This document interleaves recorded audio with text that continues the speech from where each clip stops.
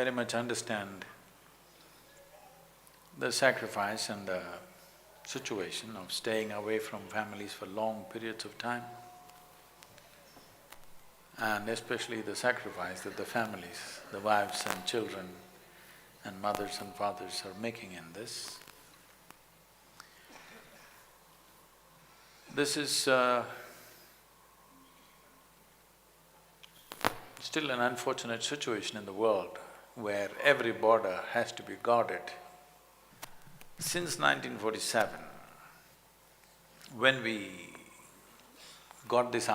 wrested it out of foreign powers and got it into our own hands, I think we were too excited about this idea of freedom, and we did not understand what territory means.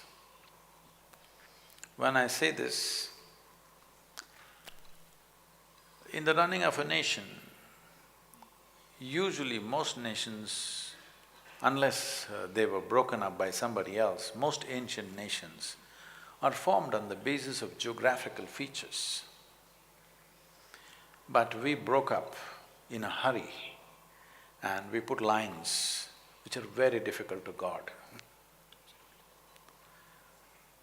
And above all, we cut off trade routes which we have been using for thousands of years. We've been trading with Damascus, Jerusalem, Greece, Rome for thousands of years through these routes, and we cut that off on the western border, and the eastern routes have been on forever. We cut that off on the eastern border and we made a nation. Somewhere we were too excited about the idea of freedom, not really looking at the making of a nation. We were new to freedom and we cut ourselves into pieces without understanding what future problems we will have, which unfortunately both the political entities, our neighbor and us, are suffering because we did not understand the making of a nation.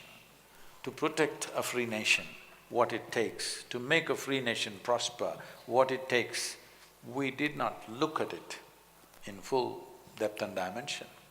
I'm not trying to blame anybody. All I'm saying is, we were new and we were in a hurry.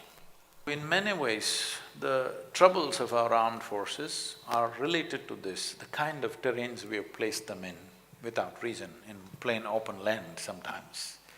So as your commander was saying, you are in minus 15 degrees centigrade and 52 degrees centigrade in Rajasthan, extreme conditions. Apart from that, staying away from families. This staying away from families in the past, it was not so much of a problem because almost any man who was active either in business or in anything stayed away from families for long periods of time. But today, because of cell phone and Facebook and Twitter, you're guarding the border with your family right behind you, which is tough.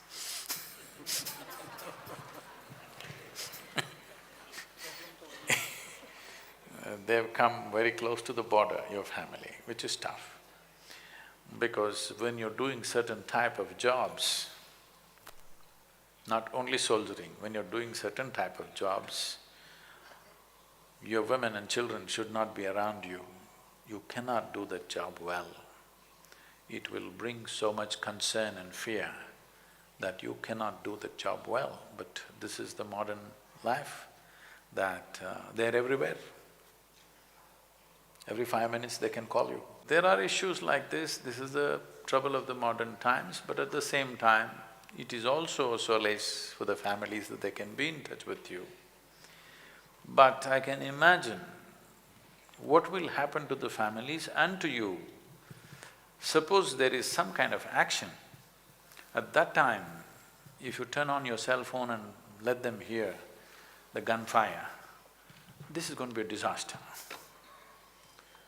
I really don't have a solution for that. But we can teach you something, all the forces, where keeping your calm keeping your chemical balance in the system. I'm not talking about even mental balance, more fundamental. Keeping your chemistry in balance so that you can handle these things is possibility. But for this modern day communications, I would say excessive communication, not just for the soldiers, for everybody too much of communication is a bit of an issue, but we have to learn to deal with it. But I feel this is first generation of soldiers having this level of communication. Maybe in another 5–10 years they will learn to handle it,